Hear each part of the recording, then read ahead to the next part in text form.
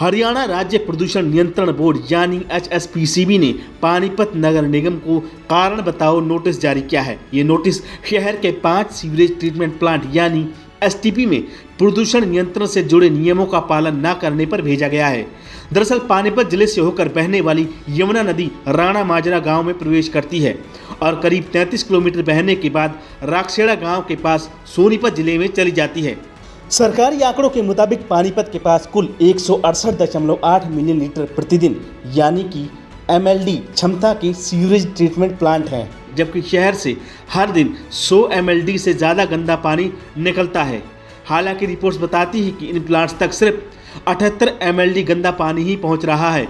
इसका मतलब यह है कि करीब 22 MLD गंदा पानी बिना किसी ट्रीटमेंट के सीधे यमुना नदी में बहा दिया जा रहा है, जिससे जल प्रदूषण गंभीर रूप से बढ़ रहा है।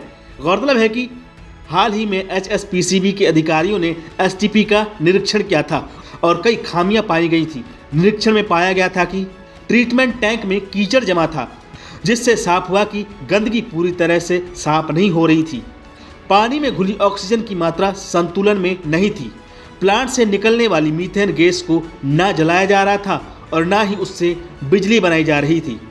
साफ पानी के डिस्चार्ज पॉइंट पर फ्लो मापने वाली कोई मशीनें नहीं लगी थी। STP पूरी क्षमता से काम नहीं कर रहा था, जिससे आधा अधूरा साफ किया गया पानी सीधे नालों के जरिए यमुना नदी में जा रहा था।